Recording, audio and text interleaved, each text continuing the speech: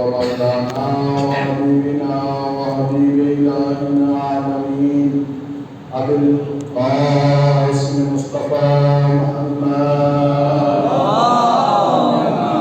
صل على محمد وعلى الطيبين الطاهرين المعصومين المنتجبين المنتخبين والذين أذهب الله عنهم الرجس وطهرهم تطهيرا.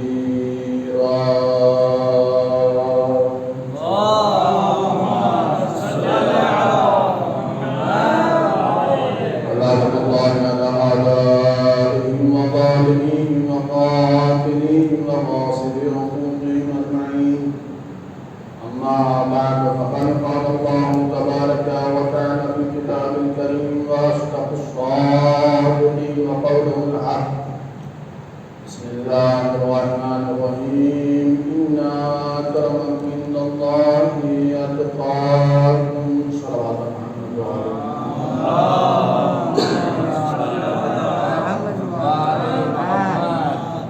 حضرات کرام اور قابل احترام بزرگان، وزیر وقار نوجوان، جو سلسلہ گفتگو جاری و ساری ہے، آج اس کی تیسری مجلس، تیسری کڑی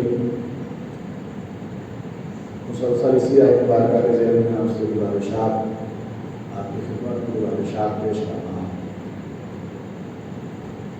واضح اعلان ہے قدرت کا، اِنَّ أَكْرَمَكُمْ عِندَ اللَّهِ أَتْقَاكُمْ، ہمارے نزدیک تمہارے درمیان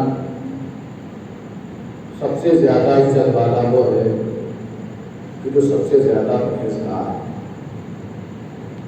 تو قرآن کریم کا اتنا واضح اعلان ہے کہ جو ہمیں سمجھنے کی، سمجھنے کی اور آمادہ ہونے کی طرف دعوت دیتا ہے اور خوش فہمی سے نکالتا ہے۔ کل میں نے گفتگو کا آغاز یہیں سے کیا تھا کہ بعد درمیان میں بات رہ گئی تھی۔ خوش فہمی سے نکالنے کے لیے اسلام آیا ہے، ضرور کیا ہے اسلام۔ قرآن کریم کی بارگاہ میں جب بھی پہنچتے ہیں تو قرآن حقیقت بیانی سے کام لیتا ہے۔ توجہ صاحب، قرآن سیاست سے کام نہیں لیتا، صداقت سے کام لیا کرتا ہے۔ اور کلام ہے شاہ کے، بادشاہ کے، حکمرانوں کے، امراء کے، اوصاف کے بیانات ہوتے ہیں جس میں سیاست زیادہ پائی جاتی ہے اور صداقت بہت کم پائی جاتی ہے، لیکن یہ کلام خالق ہے، کلام رب ہے، کائنات کے پیدا کرنے والے کا کلام ہے۔ اس لیے سیاست کے لیے سیاست سے کام نہیں لیا گیا ہے، صداقت سے کام لیا گیا ہے، حقیقت بیانی سے کام لیا گیا ہے۔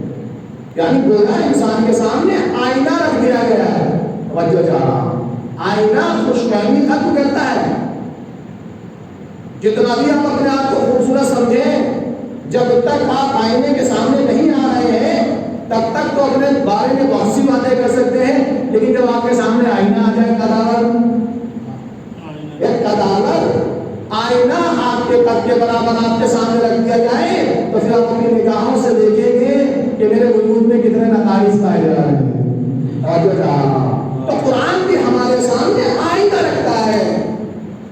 دیکھیے اصلاح کے لیے بہترین گوشہ ہے۔ صلوات محمد وعلی محمد۔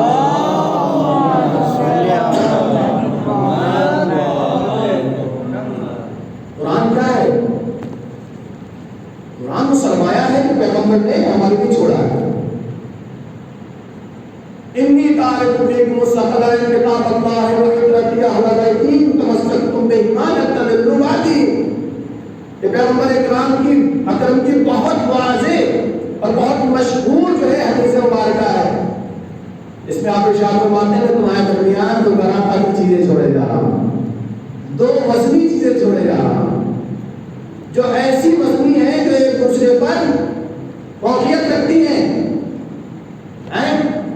وَإِن تَمَسَّكْتُمْ بِهِمَا، اور اگر تم نے ان دونوں سے تمسک اختیار کیا ان سے قربت اختیار کی تو یہ میرا وعدہ ہے کہ تم گمراہ نہیں ہوں گے.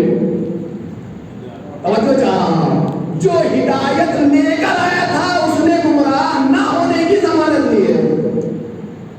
میری ضمانت دینا اور ہے, آپ کی ضمانت دینا اور ہے, آپ کی ضمانت دینا اور ہے, خود جو ہے پیغمبر کی ضمانت لینا اور ہے.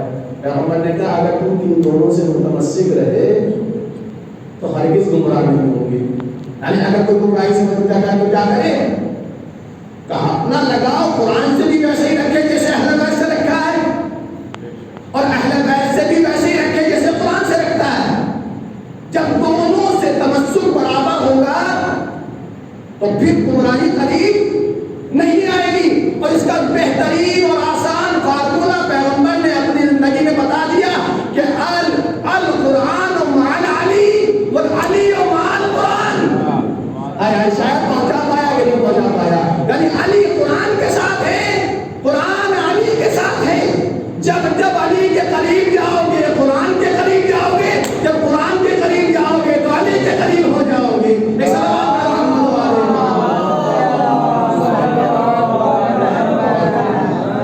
ایک بہترین آسان فارمولہ ہے. ہم یہ چاہیں کہ علی سے قریب ہو تو قرآن کے قریب آئیے, اور قرآن سے قریب ہونا چاہتے ہیں تو آپ علی کے قریب آئیے. ایک دوسرے کی رہنمائی کرتے ہیں, ایک دوسرے کے مطابق رہنمائی کرتے ہیں. قرآن بتاتا ہے صاحب طہارت کون ہے, قرآن بتائے گا صاحب صداقت کون سے. محمد بتاؤ نا,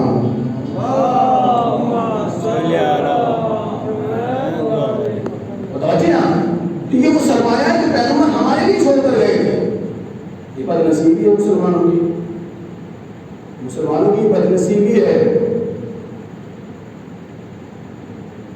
کہ پیغمبر کی چھوڑے ہوئے عظیم سرمایہ کی قدر نہ کر سکے.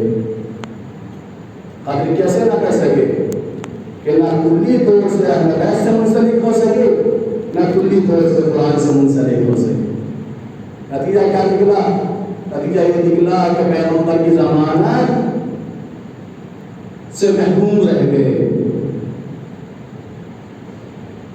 اور اسی کا نتیجہ آپ دیکھ رہے ہیں معاشرے میں, سماج میں دیکھ رہے ہیں.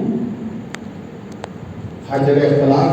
میں کہوں گا کائنات کہ جملہ مذاہب ایک پلیٹ فارم پہ جمع ہو سکتے ہیں, لیکن کوئی نہیں ہو سکتا تو مسلمان نہیں ہو سکتا. آج یہ حقیقت ہے, اس سے آپ جو ہے وہ انکار نہیں کر سکتے. سارے مذاہب اس پلیٹ فارم پہ جمع ہو سکتے ہیں, لیکن نہیں ہو پا رہا ہے. تو کون نہیں ہو پا رہا ہے؟ مسلمان نہیں ہو پا رہا ہے. کیوں؟ اس لیے کہ ہر ایک کی اپنی ایک بات ہے, اپنی ایک الگ جو ہے وہ راگ ہے. کوئی کسی سے سینہ جوڑ کر اور کانہ توڑ کر کے بیٹھنے کو تیار نہیں ہے. یہ ہے گمراہی, اس کی تعلیم پیغمبر جو ہے وہ ہمیں متوجہ کر رہے ہیں. تو قرآن کی طرف آئے, قرآن ہمیں گمراہی سے بچائے گا. کیوں؟ اس لیے قرآن صداقت سے کام لیتا ہے, قرآن ہمیں آئینہ دکھاتا ہے. اور یاد رکھیے گا قرآن خداوند کریم کا وہ معجزہ کلام ہے کہ جو مومن کا لحاظ کرتا ہے, مجرم کا لحاظ نہیں کرتا. توجہ چاہاں, مومن کا لحاظ کرتا ہے مگر مجرم کا لحاظ نہیں کرتا. یعنی دلجوئی اگر کرتا ہے تو مومن کی دلجوئی کرتا ہے. میرے پیغمبر اگر میرا بندہ مجھے بارے میں کچھ پوچھتا ہے, اس سالہ کا عبادی انی فائن قریب, اے میرے پیغمبر اگر میرا بندہ, میرا کوئی چاہنے والا میرے بارے میں کچھ پوچھے تو کہہ دینا میں دور نہیں ہوں, میں تیرے قریب ہوں.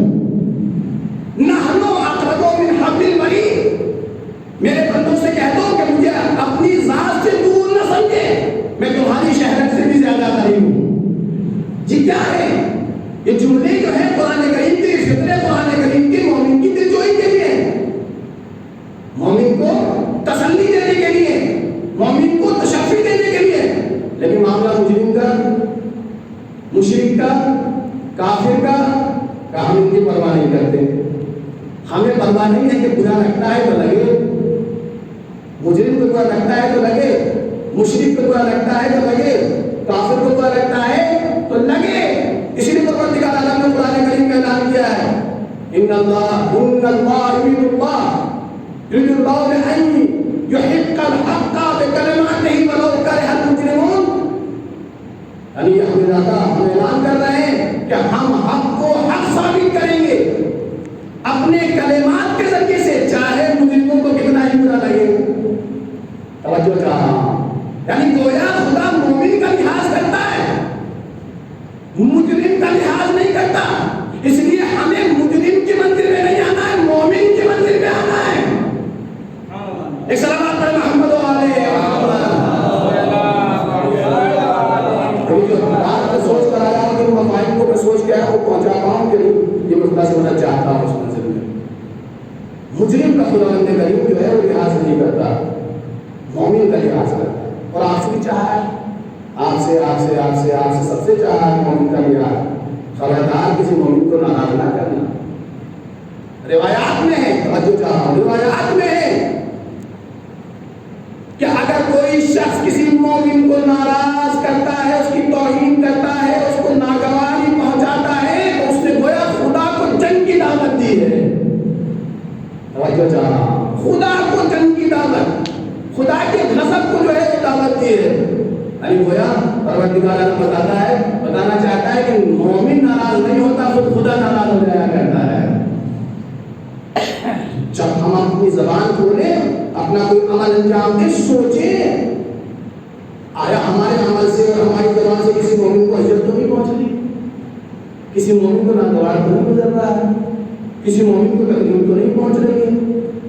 اگر ہم نے ایسا نہیں کیا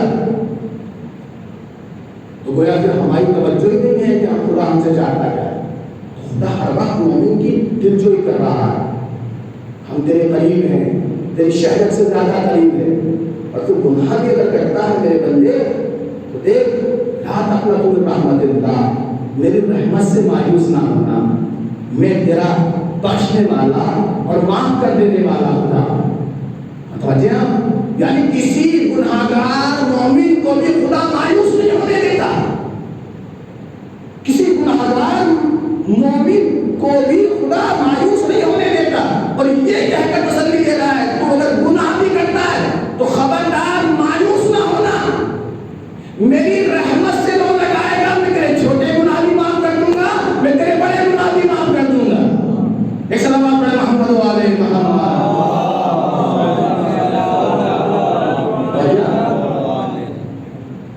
ہم بندے خدا ہماری دلجوئی کر رہا ہے، مگر مجرم کا کوئی لحاظ نہیں، مجرم کا کوئی ٹھکانہ نہیں، مشرک کا کوئی ٹھکانہ نہیں، کافر کا کوئی ٹھکانہ نہیں. خدا اصلاً جو ہے مومن جو ہے مومن کا لحاظ کرتا ہے، مجرم کا لحاظ نہیں کرتا. اب ذرا نوٹ کر لانا چاہتا ہوں آپ کو اپنے بیان سے. قرآن کریم سراپائی میں مکمل، سورہ یاسین پڑھیں گے تو قرآن کریم نے کہا ہے ہم نے ہر چیز کے علم کو کتاب مبین میں رکھ دیا ہے. خشک و تر کا تمام علم جو ہے کس میں ہے؟ قرآن میں ہے. یہی ہے کہ نہیں؟ قرآن علم ہے، مکمل علم ہے، پہلے حرف سے لے کر آخر حرف قرآن تک، سورہ الحمد سے لے کر والناس تک قرآن مکمل علم ہے. میں آپ سے پوچھنا چاہتا ہوں، سوال کرنا چاہتا ہوں. آج سے 1400 سال پہلے علم کے حصول کے حوالے سے، علم کے حاصل کرنے کے حوالے سے، علم کی جستجو کے حوالے سے زیادہ کوششیں تھی کہ آج آپ کہیں مولانا آج بہت راستے فراہم ہو گئے، آج بہت زیادہ جو ہے وہ ترقی ہو گئی ہے، آج بہت زیادہ جو ہے وہ جو ہے علم کی میدان میں کام کیا جا رہا ہے، ہر طرف جو ہے وہ علمی کوشش جو ہے وہ نکالے جا رہے ہیں، سائنس نے کتنی ترقی کی ہے. جی لیکن ذرا قرآن کریم کو ملاحظہ کریں، قرآن ہمارے وجود کے ہر حصے کو، توجہ چاہو، ہمارے وجود کے ہر حصے کی اصلاح کرنا چاہتا ہے، بالخصوص ہمارے ذہن کو. سب سے اہم پرزہ کیا ہے ہمارے جسم کا؟ ذہن. ہمارا جو سب سے اہم پارٹ ہے یہ ذہن ہے. اسلام نے اس کو بڑی اہمیت دی ہے. آپ کہیں مولانا کیسے میں جوانوں سے عرض کرنا چاہتا ہوں، کیسے؟ کہا کہ عقل ہی کی بنیاد پر عبادت کا وزن بڑھتا ہے. عبادت جو ہے 2 رکعت نماز 4 سجدوں کے ساتھ 2 قیام کے ساتھ 2 قرات کے ساتھ ہے نا، اس کا وزن جو ہے وہ وجود کے اعتبار سے نہیں بڑھتا، عقل کی صلاحیتوں کے اعتبار سے بڑھتا ہے۔ اسلام نے عبادت کا وزن باڈی کی صحت کو دیکھ کے نہیں بتایا ہے، عقل کو دیکھ کر بتایا کہ جتنا زیادہ مائنڈڈ ہوگا اس کی نمازوں کا وزن اتنا ہی بڑھ جائے گا، جو جتنا جینیس ہوگا اس کا وزن، اس کی نمازوں کا وزن ویسے ہی بڑھ جائے گا۔ اور چھوڑیے نماز، جتنی تکلیف ہے شریعت کی تکلیف سمجھتے ہیں، جو آپ سے چاہا گیا نماز کی شکل میں، روزے کی شکل میں، حج کی شکل میں، زکات کی شکل میں، خمس کی شکل میں، جو اعمال چاہے گئے ہیں وہ ہر ایک سے چاہے گئے۔ کس سے چاہے گئے؟ جس کے کا وجود بہت قد و قامت میں بہت اچھا ہو، اس سے چاہا گیا ہے۔ جس کا وزن زیادہ ہو، جس کی باڈی کا وزن زیادہ ہو، اس سے چاہا گیا ہے۔ جس کی باڈی بہت خوبصورت ہو، اس سے چاہا گیا ہے کہ نہیں؟ جو عقل میں ظالم ہو، توجہ چاہ رہا ہوں، جو عقل میں ظالم ہو، چھوڑیے سب سے پہلے تو یہ ہے کہ وہ خود بالغ ہو۔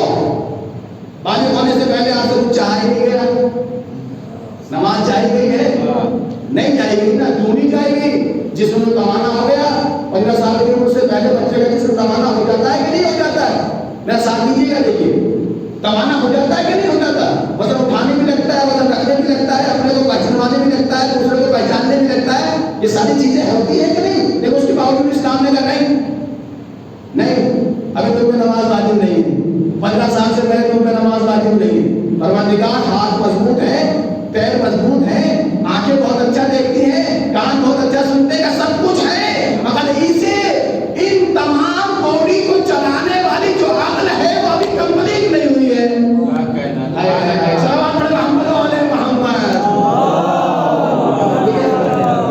میری بات پہنچ جائے گی میرے دماغ میں، یہ بات آپ توجہ ہو کر سنیں گے۔ اللہ اس کے ہاتھ سالم ہے، اس کی تمام باڈی سالم ہے، لیکن پھر بھی بالغ ہونے کی بالغ جسم کے اعتبار سے نہیں، عقل کے اعتبار سے عقل کمپلیٹ ہو گئی، یعنی بالغ ہو گیا، سوچنے سمجھنے کی صلاحیت پیدا ہو گئی ہے، نماز بھی واجب، روزہ بھی واجب، اگر طاقت ہے، مال ہے، دولت ہے، استطاعت رکھتا ہے تو حج بھی واجب ہے، اگر نصاب ہے تو زکات بھی واجب ہے، آمدنی ہے تو خمس بھی واجب ہے۔ اس کا مطلب یہ ہے اس سے پہلے واجب نہیں تھا، اس کے بعد واجب ہو گیا۔ اب اگر واجب ہوا تھا ابھی کچھ دیر کے لیے، فوری طور سے کوئی ایسا عارضہ آیا کہ عقل ختم ہو گئی، توجہ چاہ رہا ہوں آپ سے، توجہ چاہ رہا ہوں، ابھی تھوڑا سا کوئی عارضہ آیا، جنون کی حالت میں آ گئے، جنون سمجھتے ہیں، پاگل ہو گئے، عقل نے ساتھ چھوڑ دیا، اب اسلام نے پھر ہاتھ اٹھا لیا۔ شاید ایسے کاموں سننے سے نہیں پڑھ پاؤں گا، سلمان میں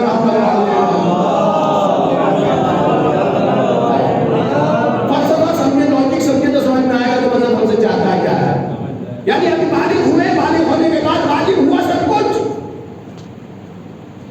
ابھی کچھ دیر کے بعد عارضہ ہوا، جگہ جگہ کوئی ٹریجڈی ہو گئی، ایکسیڈنٹ ہو گیا، آپ گر گئے چلتے پھرتے، آپ کی اس انجینے نے کام کرنا بند کر دیا۔ اب اسلام نے بھی اپنے ہاتھ کو اٹھا لیا، کہا کہ اب نماز واجب نہیں، پروردگار تو بالغ ہے کہ نہیں، روزہ بھی واجب نہیں، پروردگار یہ تو بہت بات ہے لیکن حج بھی واجب نہیں، پروردگار اس میں تو سب کچھ ہے، زکات بھی واجب نہیں، کہ پروردگار کیوں واجب نہیں؟ کہ اس لیے کہ جس عقل کی بنیاد پر واجب کیا تھا اب وہ سرمایہ عقل اس کے پاس ہے ہی نہیں۔ شاید میری بات پہنچی ہے کہ نہیں پہنچی ہے؟ پروردگار کیوں واجب نہیں ہے؟ کہ عقل کی بنیاد پر، کا کیا مطلب؟ کہ ہم مالداروں کا معاشرہ نہیں بنانا چاہتے، عاقلوں کا معاشرہ بنانا چاہتے ہیں۔ ایک صلوات محمد والے محمد، بالکل میں بابا سے بڑے صلوات کرنا ہوں۔ اس سے بڑی لاجک اور کیا ہوگی؟ اسلام کے لوگ کہتے تھے نماز واجب کر دی گئی ہے، نہ جانے کیوں، کہ نماز واجب کی عقل کی علامت ہے نماز کا واجب ہونا۔ اگر کوئی شخص نماز پڑھ رہا ہے تو وہ عقل رکھتا ہے اس لیے پڑھ رہا ہے۔ اس سے بڑی آزادی کوئی مذہب نے، کسی مذہب نے اس سے بڑی آزادی نہیں دی ہے۔ اللہ چاہتا ہے کہ تم اس کی توحید کا کلمہ پڑھو، اس کے رسول کو رسول جانو، اس کے بھیجے ہوئے امام کا کلمہ پڑھو، قیامت پر ایمان لاؤ، اس کے عدل کو تسلیم کرو، قرآن کو کتاب خدا جانو، کعبے کو قبلہ جانو، مگر کسی کے کہنے پر نہیں، کسی کے کہنے پہ نہیں، بلکہ اپنی عقل کی کسوٹی پر تول کر، اپنے عقل کی کسوٹی پر تول کے جانو کہ تمام چیزیں تمہیں دنیا میں آبرومند رکھتی ہیں کہ نہیں رکھتی ہیں۔ تب میری بات آپ کو سمجھ میں سب سے اہم پرزہ جو ہے عقل ہے، اور عقل کے بعد جب انسان دائرہ اسلام میں رہتا ہے عقل کی بنیاد پر، تب دوسری حیثیت پیدا ہو جاتی ہے دل کی۔ شاید افضل بھائی بات کو یہی سمجھے تو زیادہ کی بات پڑھ ہی نہ پایا، میں چاہا تھا بہت سی باتیں آپ کو سناؤں لیکن اب بات شاید جو ہے اسے آگے ہی نہ بڑھ پائے۔ دائرہ اسلام میں داخل ہوئے عقل کی بنیاد پر، آپ مسلمان ہو گئے، آپ نے اللہ کا کلمہ پڑھا، پیغمبر کو نبی جانا، پیغمبر کے بعد اس کے مسیح کا کلمہ پڑھا، قیامت پر ایمان لائے، قرآن پر ایمان لے کر آئے، کعبے کو قبلہ جانا۔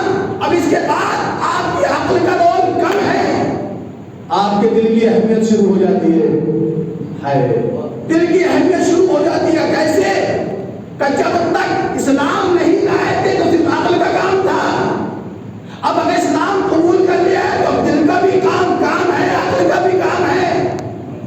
آپ کہیں گے مولانا کیسے؟ اسلام نے کہا جیسے ہی تم نے کلمہ پڑھا اب صرف تمہاری عقل کا کام نہیں ہے، تمہارے دل کا بھی کام ہے۔ کیسے؟ کہ عقل سوچنے پر مجبور کرے گی، عقل قبول کر، دل جو ہے قبول کرنے کی دعوت دے گا، کیونکہ تصدیق عقل سے نہیں ہوتی ہے، دل سے ہوتی ہے۔ شاید بات پہنچا پاؤں، کیونکہ ایمان جو ہے 4 چیزوں کا نام ہے۔ ایمان کی جو تعریف لکھی ہے وہ 4 چیزیں ہیں۔ کیا؟ زبان سے اقرار، دل سے تصدیق، اعضاء و جوارح سے عمل، متوجہ؟ اعضاء و جوارح سے عمل، ان چیزوں کا نام ہے ایمان۔ صرف آپ اعلان کرتے رہیے کہ لا الہ الا اللہ محمد رسول اللہ، لا الہ الا اللہ محمد رسول اللہ، تو اسلام تو آ جائے گا، ایمان نہیں آئے گا۔ بات پہنچی ہے کہ نہیں پہنچی ہے؟ اسلام تو آ جائے گا، ایمان نہیں آئے گا۔ ایمان کب آئے گا؟ کہ جب دل کی تصدیق شروع ہو جائے گی، دل کی تصدیق، اعضاء و جوارح سے اظہار عمل، جب یہ شروع ہو جائے گا سمجھے کہ ایمان کے درجات شروع ہو گئے۔ لا الہ الا اللہ محمد رسول اللہ کلمہ، کلمتین ہم نے جاری کیا زبان پر، شہادتین جاری کیا، دائرے میں داخل ہو گئے۔ یعنی آپ گویا اسکول میں داخلہ ہو گیا ہے، آپ کا پرائیویٹ اسکول میں آپ کا داخلہ ہو گیا۔ اب اس کلمے کو دہرانے سے مسئلہ نہیں حل ہوگا، اب دل کو ساتھ لینا ہوگا۔ توجہ چاہ رہا ہوں، اب دل کو ساتھ لینا ہوگا، اور دل کے ساتھ ساتھ اعضاء و جوارح کو بھی ساتھ لینا ہوگا۔ جو زبان سے کہہ رہے ہو اسے عمل سے کر کے بھی دکھانا ہوگا۔ اب ذرا آپ کو اور قریب لے کر آتا ہوں، آپ کہیں گے مولانا دل کا حوالہ دیا ہے تو کوئی دلیل دیجیے کہ منافق کسے کہتے ہیں؟ اصل میں منافق کسے کہتے ہیں؟ سورہ منافقون پورا موجود ہے قرآن کریم میں۔ کسے کہتے ہیں؟ سورہ برات توبہ جسے کہتے ہیں اس میں بھی منافقین کا ذکر آیا ہے، سورہ بقرہ میں بھی ذکر آیا ہے، اور منافقین تو پورا سورہ موجود ہے ہی۔ تو منافق کسے کہتے ہیں؟ تو منافق خدا کے انکار کرنے والے کو نہیں کہتے، کافر کہتے ہیں خدا کے انکار کرنے والے۔ جو خدا کا انکار کرتے ہیں وہ کافر ہے۔ منافق کا، منافق اسلام کے دائرے کی باہر کی چیز کا نام نہیں ہے۔ بتاتے ہیں اسلام کے دائرے کے باہر کی چیز کا نام بھی نہ منافق نہیں ہے، اسلام کے دائرے کے اندر کی چیز کا نام اسلام ہے۔ کون کا جسے مومن کہتے ہیں وہ زبان سے بھی وہی کہتا ہے، دل سے بھی وہی کہتا ہے، عمل سے بھی وہی کہتا ہے۔ اور منافق زبان سے کہتا ہے، دل سے نہیں کہتا ہے، تو اسے قرآن کریم نے کہا وہ منافق ہے۔ اور کیا مولانا دلیل کیا ہے؟ دلیل یہ ہے فی قلوبہم مرض، فزادہم اللہ مرضا.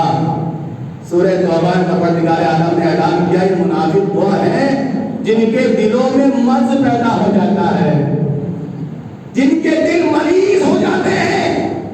فی قلوبہم مرض فزادہم اللہ مرضا. پروردگار اعلان کر رہا ہے کہ منافق کے دل میں مرض پیدا ہو جاتا ہے، بیماری پیدا ہو جاتی ہے.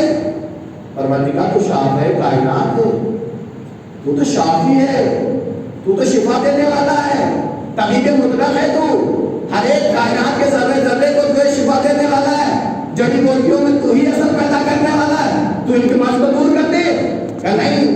فی قلوبہم مرض فزادہم اللہ مرضا. اللہ ان کے مرضوں کو جو کم نہیں کرتا، ان کے مرضوں میں اضافہ کر دیتا ہے. ہائے ہائے ہائے، شاید بات پہنچ جائے کبھی. منافق وہ ہے جس کے ہاتھ جو ہے وہ بیمار نہیں ہوتے، جس کے پیر بیمار نہیں ہوتا، آنکھیں بیمار نہیں ہوتی ہیں، کان بیمار نہیں ہوتے. کیا بیمار ہوتا ہے؟ کیا اس کا قلب بیمار ہوتا ہے، اس کا دل بیمار ہوتا ہے. اور پروردگار کہہ رہا ہے، میرے پروردگار کہہ رہا ہے ہم اس مرض میں اضافہ کر دیتے ہیں، کمی نہیں کرتے. میں کہوں پروردگار تو کائنات کو شفا دینے والا ہے، تو اس کے مرض میں اضافہ کیوں کر دیتا ہے، کمی کیوں نہیں کرتا؟ تو شاید آواز آئے نادان، اگر یہ میرا دشمن ہوتا تو میں اسے شفا دے دیتا. یہ علی کا دشمن ہے، اس کے مرض میں اضافہ ہوتا ہے، کمی نہیں ہوا کرتی. ایک صلوات تو محمد والے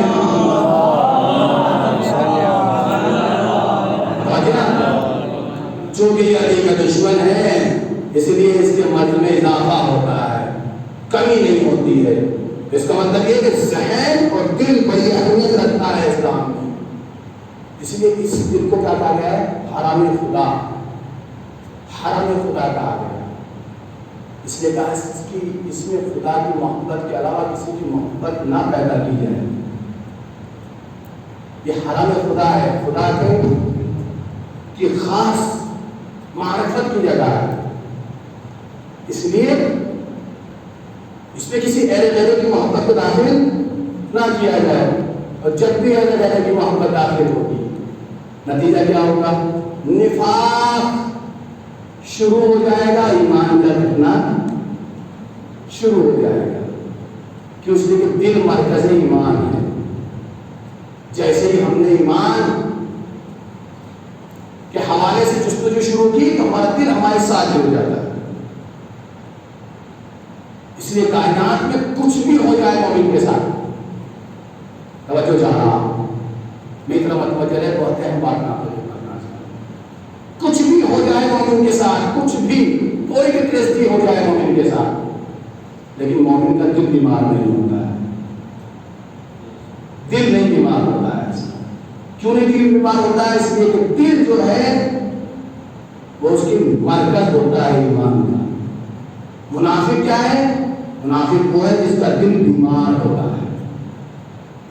جب دل کی بیماریاں شروع ہو جاتی ہیں تو نفاق شروع ہو جاتا ہے. اب آپ ذرا میری طرف متوجہ ہیں کہ مولانا نفاق مومن وہ جس کا دل بیمار نہیں ہوتا، ذہن قوی ہوتا ہے، آقا کے حوالے سے جو ہے وہ اظہار عمل کرتا ہے. اسے مومن بولتے ہیں. منافق کون ہے؟ جو زبان سے کہتا ہے، زبان سے صرف ہاں ہم آپ کے ساتھ ہیں، ہم آپ کے ساتھ ہیں، ہم آپ کے ساتھ ہیں، ہم آپ کے ساتھ ہیں، پیغمبر ہم آپ کے ساتھ ہیں.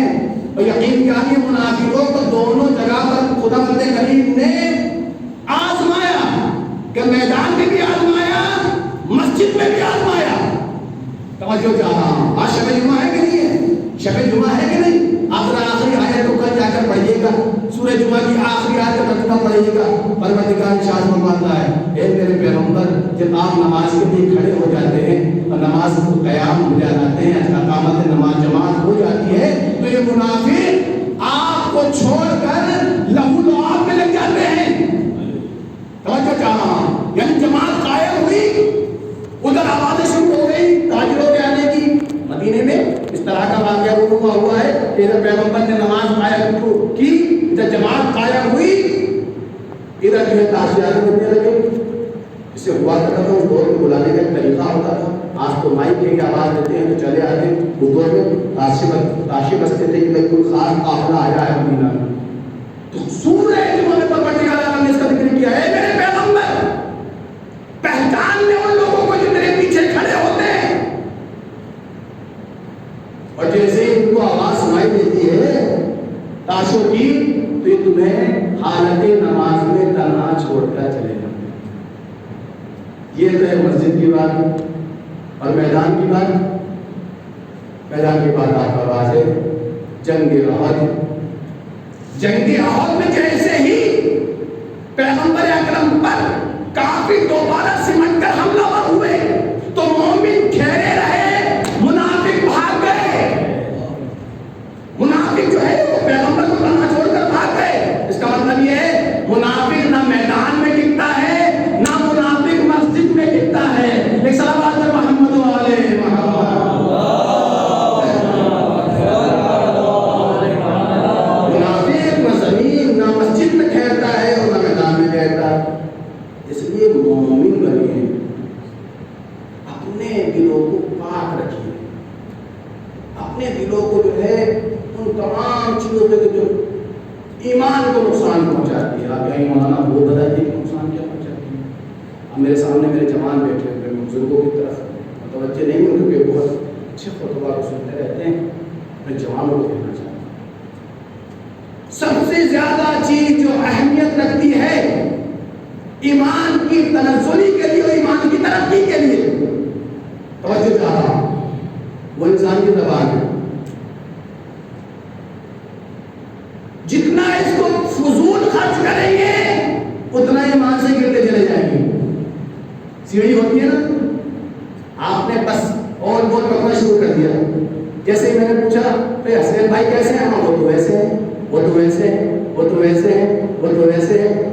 ہم نے پوچھا انیس بھائی کیسے ہیں؟ وہ تو ویسے ہیں، وہ تو ویسے ہیں، وہ تو ویسے ہیں. جس کے بارے میں پوچھنا شروع کیا آپ نے ایک کے بعد ایک کے بعد ایک کے بعد ایک اپنی زبان کو مسلسل غیبتوں میں مصروف رکھا. نتیجہ کیا نکلا اس کا؟ نتیجہ یہ نکلا کہ آپ اتنے عادی ہو گئے اس کے کہ آپ ایمان کی منزل پر ٹھہر نہیں پائے، آپ گرتے گئے down down down down down down down. اس کا مطلب کیا ہے؟ اس کا مطلب ہے جو انسان کسی کی غیبت کر رہا ہے تو غیبت کرنے والا ڈاؤن پہ جا رہا ہے، جس کی غیبت کی جا رہی ہے وہ ڈاؤن پہ نہیں جا رہا ہے. ایک صلوات پر محمد و آل محمد.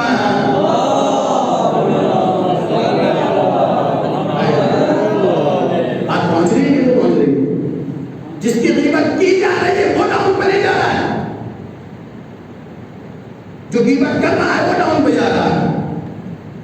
کیونکہ ہمارے یہاں ایک فارمولا ہے، فارمولا سنیے، فارمولا بتایا اسلام نے کہ جس کی مخالفت ہوتی رہے سمجھو وہ زینت دے کر رہا ہے ترقی کا. امام نے فرمایا جس کی مخالفتیں زیادہ ہونے لگے وہ اپنا محاسبہ کرے کہ جس پہ حسد کیا جا رہا ہے، اور جس پر حسد کیا جاتا ہے وہ ترقی کی طرف جاتا ہے. آپ اسٹوڈنٹ بیٹھے ہوئے ہیں، آپ زیادہ آپ اپنے میدان میں، اپنی فیلڈ میں، اپنے شعبے میں، اپنے جو ہے جس شعبے پہ آپ کام کر رہے ہیں اس میں آپ خوب ترقی کریں، خوب پڑھ رہے ہیں، تب مخالفتیں ہونے لگی. ہم تو ایسے ہیں، وہ تو ویسے ہیں، وہ تو یہ کرتے ہیں، وہ تو وہ کرتے ہیں. بس اب اسلام نے یہاں ایک فارمولا بتا دیا، جس کی زیادہ مخالفتیں ہونے لگے تو سمجھ لیے اس سے حسد شروع ہو گیا ہے. اور جس سے حسد شروع ہو گیا ہے اس کا مطلب یہ کچھ نہ کچھ اس کے اندر پیدا ہو گیا ہے. کیونکہ خالی سے حسد نہیں ہوتا، بھرے ہوئے سے حسد ہوا کرتا ہے. صلوات پر محمد و آل محمد. خالی سے کون حسد کرے گا بھائی؟ جس کے ہاتھ میں پہلے سے ہی کٹورا ہو اور وہ مانگ کر رہا ہو اور اس کا حسد کریں گے. کیا کتنا اچھا کٹورا لیا ہوا ہے میرے ہاتھ میں، بڑا اچھے سے مانگ رہے ہیں، آپ حسد کریں گے؟ نہیں حسد کریں گے. حسد کس سے کریں گے؟ اس میں کوالٹی ہو، اس میں اندر کوالٹی پیدا ہوگی. اس کا مطلب یہ ہے کہ وہ ترقی کی طرف جا رہا ہے. تو میں نے آپ کی خدمت میں عرض کیا زبان سب سے اہم، اس زبان کو صحیح استعمال کریں. اگر ایمان کے درجات طے کرنا چاہتے ہیں تو اس زبان پر کنٹرول کریں. دلیل تمہیں آپ کو جناب سلمان فارسی کس قدر جو ہے وہ درجہ ایمان رکھتے ہیں. 10 درجہ ایمان، 10 درجہ ایمان ہے جناب سلمان فارسی کے. اور سلمان فارسی وہ ہستی ہیں اصحاب پیغمبر میں جنہیں پیغمبر نے کہا سلمان منا حضرت بھائی. معمولی درجہ ہے، معمولی مرتبہ ہے کہ جناب سلمان فارسی کے لیے پیغمبر نے ارشاد فرمایا سلمان تو ہم اہل بیت میں سے ہیں، ہم اہل بیت میں سے ہیں، ہم اہل بیت میں سے ہیں۔ ارے خدا بندے کریم کہ نبی نے کہا کہ یہ ہم میں سے ہے، ہم اہل بیت میں سے، تو کتنا مرتبہ ہے، کتنی بلندی ہے، کتنا درجہ ہے، کتنا ویلیو ہے جناب سلمان فارسی کی۔ لیکن جب مولا علی علیہ السلام کے گلے میں ریشمہ ڈال کر کھینچا جا رہا تھا مدینے کی گلی میں، تو ابو ذر نے کہا اے سلمان فارسی تم کھڑے ہو کر دیکھ رہے ہو اور علی کے ساتھ ایسا کیا جا رہا ہے؟ معلوم جواب کیا دیا؟ جواب یہ دیا تم یہ دیکھ رہے ہو کہ علی کے گلے میں ریشمہ ڈالا جا رہا ہے، میں دیکھ رہا ہوں کس علی کے گلے میں ریشمہ ڈالا جا رہا ہے، کس علی کے گلے میں ریشمہ ڈالا جا رہا ہے۔ یہ وہی علی ہے جن کی 2 انگلیوں کی طرح خیبر دیکھا گیا، یہ وہی علی ہے جن کی تلوار سے مرحب و اندر اور عامر بن عبداللہ جیسے پہلوان قتل ہوئے ہیں۔ اگر آج علی نہیں بول رہے ہیں تو سلمان فارسی کو بولنے کی ضرورت نہیں۔ یہ ہے زبان پہ کنٹرول۔ ہم ہوتے تو بہت زیادہ حمایت کر گئے تھے، لیکن یہ وہ دیکھ رہے کہ معرفت اپنی زبان، روایت اہل بیت میں ہے کہ زبان کا استعمال ایسے ہی کریں جسے دوا کا استعمال کرتے ہیں۔ امام جعفر صادق علیہ السلام ارشاد فرماتے ہیں زبان کا استعمال ویسے ہی کریں جسے دوا نہ کرتے ہیں۔ کیسے کہ اگر دوا زیادہ کھا لی تو اس کا سائیڈ ایفیکٹ ہوتا ہے کہ نہیں ہوتا ہے؟ کھانی تھی 2 ٹیبلٹ، مولانا نے جا کر کہا، میں نے جا کر کہا ڈاکٹر صاحب سے، ڈاکٹر صاحب کی طبیعت خراب ہے، کھانسی ہو رہی ہے اور بخار بھی ہے۔ ڈاکٹر صاحب نے کہا کہ یہ گولی کھا لیجیے گا 2 صبح 2 شام۔ میں نے آ کے 5 گولی کھا لی۔ تو پوچھنا چاہتا ہوں اس گولی کھانے کے بعد میرا حشر ہوگا کیا؟ اس اتنی دوا کھانے کا میں نے کہا کہ نہیں 2 کھا لی تھی 5 کھا لی تو کیا ہو گیا؟ کہ بھائی یہی تو بات ہے، اگر صحت چاہیے تو 2 ہی کھانا پڑے گی، برباد ہونا ہے تو سارا کھا لیجیے۔ تو امام فرماتے ہیں کہ اپنی زبان کا استعمال دوا کی طرح کرو۔ دوا جتنی دوا جس انداز سے دوا کا استعمال ہوتا ہے اتنا زبان کا استعمال کرو، جتنا جواب جتنا سوال اتنا جواب۔ اور اگر تمہیں گفتگو بھی کرنی ہے تو گفتگو ایسی کرو کہ لوگ تمہاری گفتگو سن کر خدا کی طرف آئیں، پیغمبر کی طرف آئیں، آخرت کی طرف متوجہ ہوں۔ اور ایک حدیث اور سنا دوں اپنے جوانوں کے لیے تاکہ اس فرش کی برکت سے ہمیں کچھ مل جائے۔ پیغمبر صلی اللہ علیہ وآلہ وسلم نے ارشاد کہ جہنم میں زیادہ تر لوگ زبان کی وجہ سے جائیں گے۔ کبھی یہ سوچو کہ آدمی کم نماز پڑھ لی تو جہنم میں پہنچ جائیں گے۔ کم نماز کا تبادلہ ہو سکتا ہے دوسرے نیک عمل سے، ہیں؟ پیغمبر نے فرمایا سب سے زیادہ لوگ جو جہنم میں جائیں گے اس زبان کی وجہ سے جائیں گے، جنہیں اپنی زبان پر کنٹرول نہیں تھا، جنہیں اپنی زبان پر قابو نہیں تھا، وہ سب سے زیادہ جہنم میں جائیں گے۔ اس کا مطلب کیا ہے؟ اس کا مطلب اس زبان کا بڑا دخل ہے ایمان پر داخل رہنے کے لیے۔ اب ذرا نقطہ فضیلت بیان کر دوں میں آپ کے سامنے۔ یہی زبان آپ کو معراج تک پہنچا سکتی ہے ایمان کی۔ کہ کیسے؟ کہ پیغمبر نے ارشاد فرمایا کہ علی کا ذکر عبادت ہے۔ علی کا ذکر عبادت ہے، صبح و شام خدا کا ذکر کیجیے، پیغمبر کا ذکر کیجیے، علی کا ذکر کیجیے، درجہ ایمان پیدا ہوتے چلے جائیں گے۔ ایک صلوات پر محمد و آل محمد۔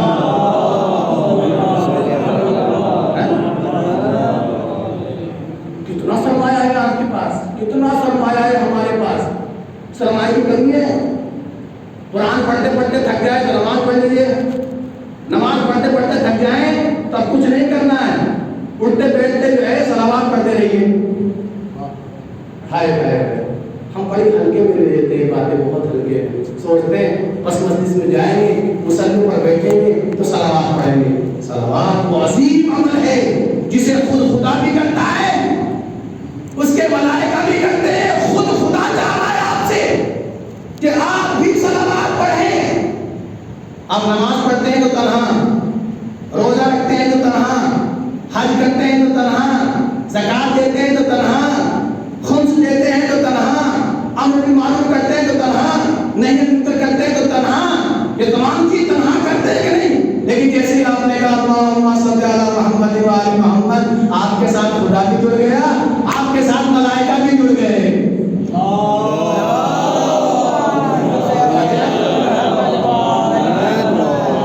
جیسے ہی آپ نے صلوات پڑھی ایسے ہی ہم خدا کے ہم عمل ہو گئے۔ یہ ایسے ہی نہیں کہہ رہے ہیں، صلوات کی فضیلت قرآن نے کہا ہے کہ اللہ صلوات پڑھتا ہے، تو کچھ نہیں کرنا ہے آپ کو، جہاں دیکھیں جیسے بیٹھیں جب موقع ملے جہاں موقع ملے بس صلوات پڑھیے۔ صلوات کی چھوٹی سی فضیلت میں آپ کی خدمت میں عرض کرتی ہوں۔ پیغمبر اکرم صلی اللہ علیہ وآلہ وسلم کا ارشاد گرامی ہے کہ جو شخص ایک بار دن میں ایک بار صلوات پڑھتا ہے، پروردگار عالم گناہ لکھنے والے فرشتے کو حکم دیتا ہے کہ 3 دن تک اس سے گناہ مت لکھنا۔ اس سے بڑی فضیلت ہو سکتی ہے کوئی؟ یعنی رخصت، مہلت، ریلیف، ان کا کام کیا ہے دونوں فرشتوں کا؟ ادھر کیا ادھر لکھا، نیکی کی نیکی لکھتی، برائی کی برائی لکھتی۔ لیکن محمد والے محمد میں صلوات کا اثر یہ ہے، آپ نے صلوات پڑھی، اللہ نے 3 دن تک ملائکہ کو حکم دیا جو یہاں بیٹھے ہوئے کہ اس کی نیکیاں لکھیے، اس کی برائیوں کو نہ لکھیے۔ اب مجھے بتائیے جس عمل کا اتنا اجر و ثواب ہو ہم اپنی زبان کو اس سے کیسے محروم کریں؟ صبح و شام بیٹھے اور بالخصوص اپنے امام کی بارگاہ میں ہدیہ کیا کریں۔ اپنے جوانوں کو بتانا چاہتا ہوں صبح ہی نیت کر لیا کریں آج جتنی صلوات پڑھوں گا کہ تمام صلوات کو اپنے وقت کے امام زمانہ اجل اللہ علیہ وسلم شریف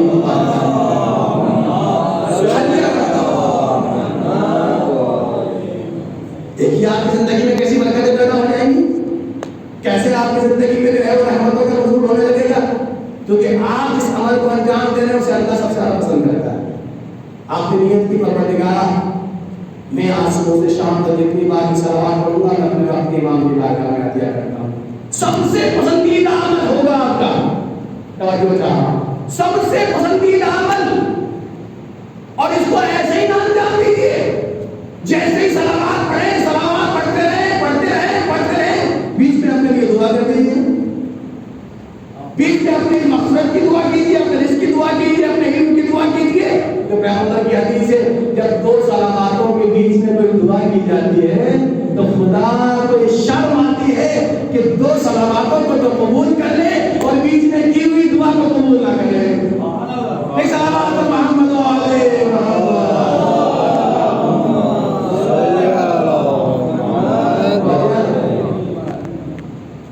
یہ زبان ہے ہماری تنزلی قسم بن جاتی ہے، ہماری ترقی قسم کہ بے پناہ اذکار ہمارے پاس ہیں۔ خدا ہمیں توفیق دے، ہمیں اہل بیت کے لیے مفید قرار پائیں، جس میدان میں بھی عمل کر، جس میدان میں بھی کوشش کریں میرے عزیزوں، بس میرا یہ آخری بات تو تمام کر رہا ہوں، جس میدان میں بھی کوشش کریں اپنے وقت امام کی رضا کو اپنے پیش نظر رکھیں۔ مولا جو بھی کچھ حاصل کر رہا ہوں وہ آپ کے لیے حاصل کر رہا ہوں، اچھا ڈاکٹر بن رہا ہوں اس لیے کہ اچھی ڈاکٹر کی ضرورت ہے آپ کو، مولا میں اچھا وکیل بن رہا ہوں اس لیے تاکہ آپ کی وکالت کر سکوں، مولا میں اچھا تاجر بننا چاہتا ہوں کیونکہ آپ کو ایک بہترین تاجر کی ضرورت ہے، آپ کو اپنی حکومت قائم کرنے کے لیے مال کی ضرورت ہے، حلال مال کی ضرورت ہے، تو اس لیے میں حلال مال کے حاصل کرنے کے لیے کوشش کر رہا ہوں۔ اب دیکھیے آپ کا ایک قدم جو ہے برکتیں پیدا کر دے گا۔ کیوں؟ وجہ کیا ہے اس کی؟ وجہ یہ ہے کہ اسلام عمل کو اہمیت نہیں دیتا، اسلام نیتوں کو اہمیت دیتا ہے۔ شاید میری بات پہنچ جائے، عمل کو اہمیت نہیں دیتا، نیت کو اہمیت دیتا ہے۔ کیوں؟ اس لیے کہ عمل کا وزن نیت سے بڑھ جایا کرتا ہے۔ جیسے ہی آپ نے جو ہے وہ نیت بدلی، آپ کا عمل کا وزن خود بخود بڑھ جاتا ہے. آپ کیا گناہ دلیل کیا ہے؟ 2 رکعت نماز پڑھنے کھڑے ہو گئے آپ سجدہ رکھی اقامت کہی آپ شروع ہو گئے بس آپ کے احساس کو مولانا آ گئے. کیا احساس ہوا؟ آپ کو کسی طرح یہ آہٹ ہوئی ہے میری آواز سنی آپ نے احساس کیا مولانا آ گئے تو بس وہی نیت کر لی کہ اب اتنی گاڑی نماز پڑھوں گا. گاڑی سمجھتے ہیں اسلام بات کرے محمد والے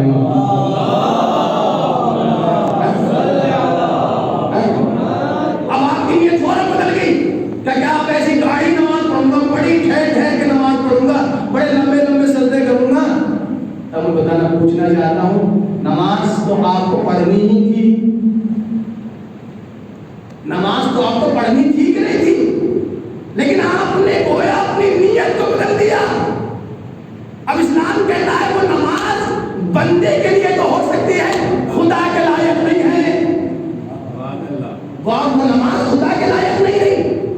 اور ذرا قریب لے آؤں آپ کو اور قریب لے آؤں. آپ نے مسجد میں مجلس کرانے کا مجلس کے انعقاد کرنے کا ارادہ کیا. ہمیں اچھا ذاکر بلاؤں گا اچھے ذاکر کو جو ہے محمد والے محمد اچھے ذاکر کی زبان سے محمد والے محمد کے فضائل و مسائل سنواؤں گا. یہ ساری آپ نے جو ہے وہ نیت کی ہوئی تھی. کیا کہ جب نیت آئی کہ نہیں ایسا کھانا کر دوں گا کہ پورے چندی گڑھ میں شور ہو جائے. میں پوچھنا چاہتا ہوں عمل ویسا کا کیسا ہے کہ نہیں؟ آپ نے مجلس بھی کی آپ نے اسی ذاکر کو بھی بلایا آپ نے ویسا کھانا بھی دیا. عمل تو کا تو ہے لیکن عمل بے اثر ہو گیا. کس کی وجہ سے ہو گیا؟ نیت کی وجہ سے. ہائے ہائے اور کیا مثالیں میں آپ کے سامنے پیش کروں. یعنی جہاں نیت تھی عمل تو کا تو اپنی جگہ پر ہے. مجلس بھی ہوئی مولانا بھی آئے کھانا بھی ہوا لیکن وہ بے اثر ہو گیا بے وزن ہو گیا بے ثواب ہو گیا. وہ عمل کس کی وجہ سے ہو گیا؟ کیا مجلس نہیں ہوئی مولانا نہیں آئے کھانا نہیں پکایا گیا کھایا گیا کہ سب کچھ ہوا؟ صرف نیت کی وجہ سے. اس کا مطلب کیا ہوا؟ اس کا مطلب اسلام کہتا ہے اپنے عمل کی حفاظت کم کرو اپنی نیتوں کی حفاظت زیادہ کرو. اس لیے کہ آج شیطان آپ کی نیت پر حملہ ہوتا ہے. کس پر حملہ ہوتا ہے؟ نیت پر حملہ ہوتا ہے. جو بھی کام کریں اس میں نیت کو خالص رکھیں. جب نیت خالص ہوگی تو آپ کا عمل. یہی وجہ ہے جو بھی امام کی بارگاہ میں آیا ہے مخلص بن کر آیا. مولا میں تو آپ کے لیے آیا مولا میں تو آپ کی خدمت کرنے کے لیے آیا. اسی لیے نہیں امام نے ارشاد فرمایا جیسے صحابی مجھے ملے ایسے صحابی مجھے نانا کبھی نہیں ملے.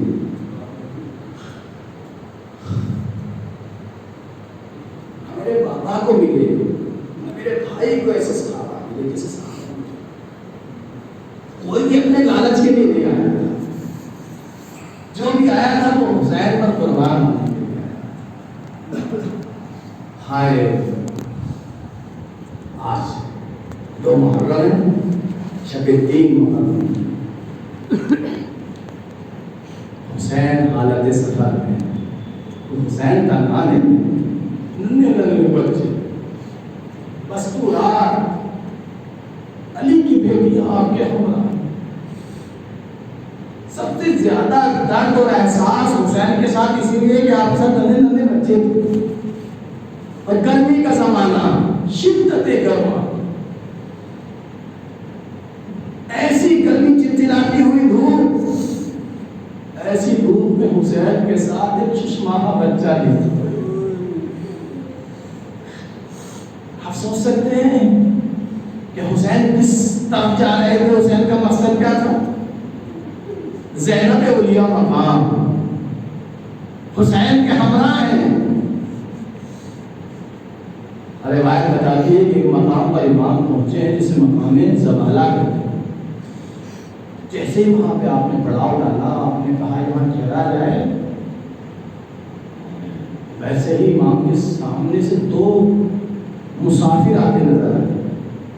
امام کی طرف چلے جانا امام نے معلوم کیا تو معلوم ہوا کہ وہ کوفے کی سندھ سے آ رہے. جیسے ہی قریب آئے امام نے انہیں رکا اور کر پوچھا بھائی کوفے کی حالت کیا ہے؟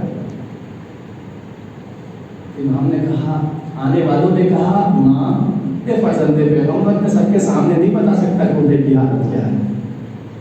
آپ تنہائی میں چلیں، مستورات سن رہی ہیں، میں تنہائی میں جا کر بتانا چاہتا ہوں کہ کوفے کی حالت کیا ہے.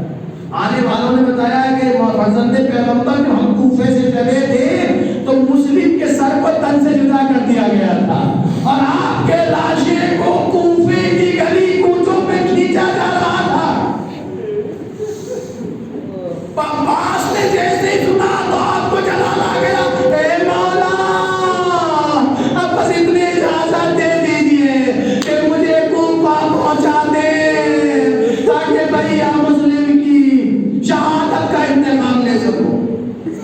جزاک اللہ خدا آپ کو کوئی بندے دے دیتا ہے محمد والے روایت بتاتی ہے کہ امام رنجیدہ کھاتے ہوئے اپنے آپ کو سنبھالا اور ایک مرتبہ خیمے میں آئے.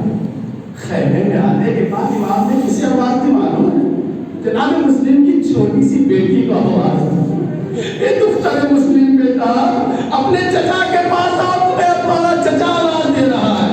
پر جیسے ہی بیٹی چھوٹی سی ننھی سے معصوم کلچر بچی امام کی خدمت میں آئی ہے، امام نے جیسے ہی بچی کو قریب بلایا، صندوق کھولا، ننھے ننھے پیارے پیارے گوشوارے صندوق سے نکالے، اپنے ہاتھوں سے بچی کے کانوں میں